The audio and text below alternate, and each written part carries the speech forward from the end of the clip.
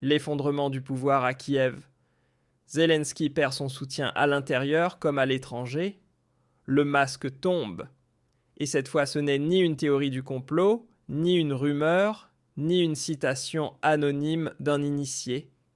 C'est réel, tangible, officiel. Un nouveau plan de paix est posé sur la table. Et ce qu'il contient ne laisse plus aucun doute, la partie est terminée pour Zelensky. Le scénario que Washington présente aujourd'hui sous la présidence de Trump n'est rien d'autre qu'une gifle pour Kiev. Un coup diplomatique en plein visage de l'Union européenne et la fin définitive de l'illusion selon laquelle on pourrait mettre la Russie à genoux avec des sanctions, des armes et des sermons moralisateurs. Non, bien au contraire. La Russie tient la position de force et Zelensky se retrouve dos au mur, politiquement, militairement, économiquement. Une douce pensée pour tous ceux qui associent encore le mot démocratie à autre chose qu'à la censure.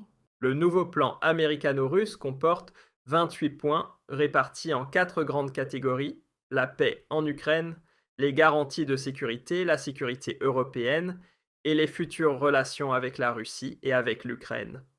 Cela semble d'abord sobre et technocratique, mais le contenu une bombe. Le Donbass passe entièrement à la Russie. Point. La ligne de front dans le sud sera figée. Point. L'armée ukrainienne devra être réduite à un maximum de 400 000 hommes. Point. Et aucune adhésion à l'OTAN, aucune troupe étrangère sur le sol ukrainien, plus aucune arme à longue portée. Ce n'est pas un compromis, c'est une capitulation. Et maintenant, cela devient amer pour tous ceux qui, pendant des années, ont hurlé au saint combat contre Poutine. L'Église orthodoxe persécutée par Kiev à travers des répressions brutales doit être de nouveau autorisée. La langue russe, jusqu'ici cible d'une campagne de destruction culturelle menée par le régime de Zelensky, doit redevenir langue officielle de l'État. C'est ce qu'on appelle la liberté religieuse et la protection des minorités, et c'est ce qu'on appelle une véritable offre de paix, mais à des conditions qui équivalent pour Zelensky à un aveu politique dévastateur.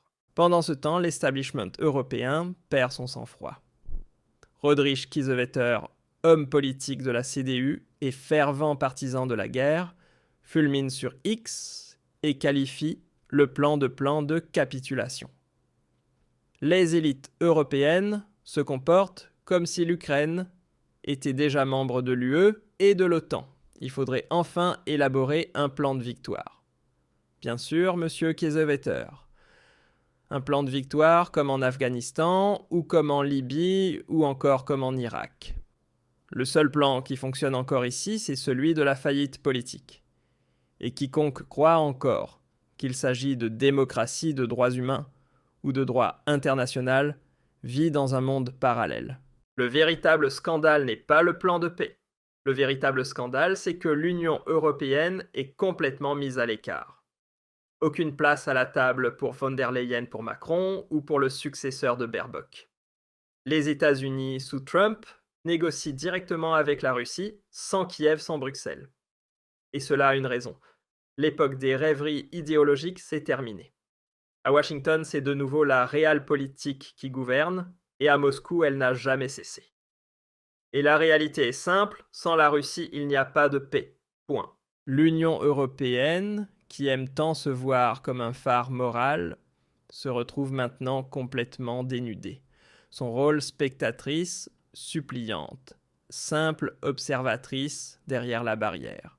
Et ce n'est pas un hasard, c'est un calcul politique. Car les Américains savent parfaitement ce qu'ils font. Et le timing est impeccable. Juste avant l'éclatement du scandale de corruption entourant l'entourage de Zelensky, révélé par sa propre agence anticorruption, une agence que Zelensky voulait encore supprimer quelques semaines plus tôt. Pourquoi donc ? Parce qu'elle devenait dangereuse pour lui, parce que trop de choses commençaient à remonter à la surface. On ne peut que spéculer, mais le moment choisi correspond trop bien pour que ce soit une coïncidence. Le fait est que les Américains n'ont jamais réellement perdu le contrôle du régime de Kiev. Ils l'ont construit dirigé Et maintenant, il lui coupe l'alimentation. Et pourquoi ? Parce qu'il ne leur sert plus à rien. Parce qu'ils ont compris que Zelensky n'a aucun avenir, ni militaire, ni politique.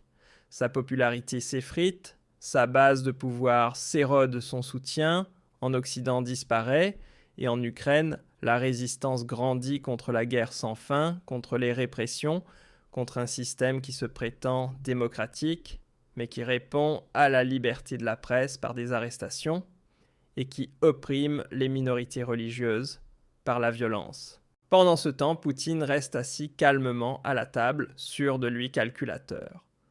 Et de son point de vue, la partie est décidée depuis longtemps. Si Kiev rejette le plan, il se démasque définitivement comme fauteur de guerre. S'il l'accepte, il perd tout.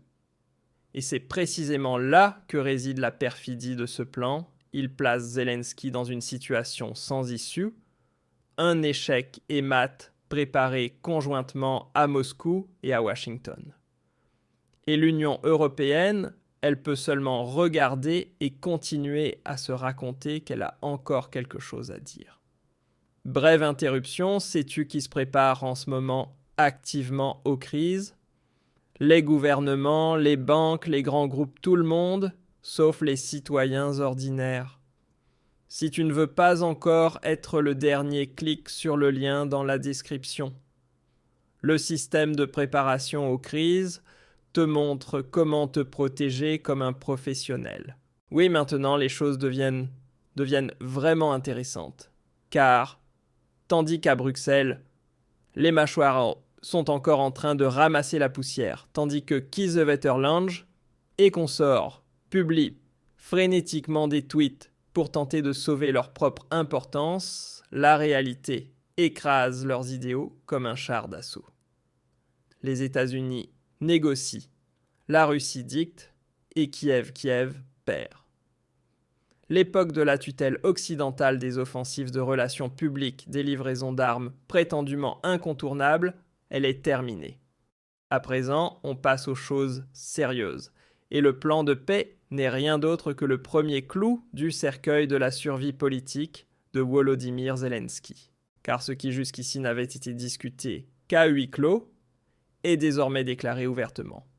L'Ukraine est sommée d'abandonner des régions entières, non pas symboliquement, mais concrètement. Le Donbass disparu, la langue russe de nouveau officielle, l'adhésion à l'OTAN exclue pour toujours.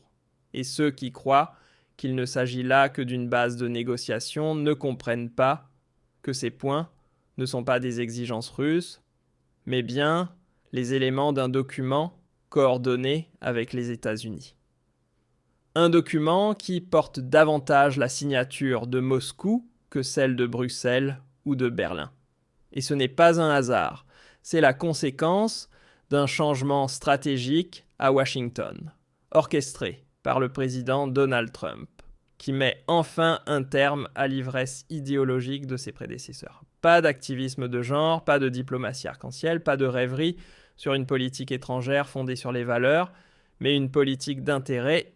Et les intérêts américains sont clairs, une guerre sans fin en Europe de l'Est ne profite à personne, sauf aux entreprises d'armement globalistes, aux fonctionnaires des think tanks et aux marchands de morale de la scène européenne. Zelensky lui-même est maintenant sacrifié. En tant qu'idiot utile, il a fait son temps. Et ce moment où les États-Unis abandonnent leurs marionnettes est celui où Zelensky vit sa douloureuse révélation. Car sans le soutien américain, il ne lui reste plus rien. Aucun appui dans le pays, sa popularité y chute depuis des mois. Aucun appui en Occident, où règne la frustration face à son intransigeance et la montée des accusations de corruption. Et aucune perspective militaire, comment tenir face à une grande puissance militaire avec une armée réduite de moitié et sans armes suffisantes. C'est précisément là que tout devient cynique, car ce nouveau plan n'est pas une invitation à la paix, c'est un ultimatum. Il dit « soit vous signez, soit vous perdez tout ». Et cela, une fois encore, joue en faveur de la Russie. Poutine n'a plus besoin d'offensive, Il lui suffit d'avoir du temps pour que l'Occident se déchire, que l'Europe continue de s'affaiblir, que Zelensky multiplie les erreurs, et il ne s'en prive pas par sa répression des journalistes, par sa haine envers l'Église, par son arrogance dictatoriale avec laquelle il trahit son propre peuple. Et que fait l'Union européenne ? Elle se tait. Elle s'accroche à des platitudes. Elle met en garde contre l'escalade alors qu'elle livre elle-même des armes chaque jour. Elle réclame la paix tout en rejetant les plans de paix. Elle exige un droit de regard alors qu'elle n'assume aucune responsabilité. Et pourquoi ? Parce qu'elle sait parfaitement qu'elle s'est égarée. Elle a gaspillé des milliards, perdu la confiance, entraîné toute une région vers l'abîme. Et maintenant que le rideau tombe, il ne reste plus que la honte. Le plan de paix est là. L'horloge tourne. Le temps de Zelensky est écoulé. Et avec lui s'effondre tout l'édifice de mensonges que l'on avait construit autour de lui ces dernières années. Le héros moral, le combattant démocratique, le président courageux, ce n'était qu'une mise en scène. Bien orchestrée, parfaitement vendue, mais pas réelle. Et maintenant, l'acteur principal se tient seul sur la scène, la voix tremblante, sans script, sans mise en scène. Et dehors, juste derrière la porte, la réalité est déjà là, elle frappe, elle exige, elle ne pardonne pas. Une chose est certaine, rien ne sera plus jamais comme avant. Ce plan marque le début d'un changement de paradigme géopolitique. La domination occidentale est brisée. L'ordre mondial multipolaire prend forme. Et Zelensky lui devient une simple note de bas de page, une figure tragique dans un jeu dont il n'a jamais compris les règles et dont il ressent désormais l'issue de manière douloureuse.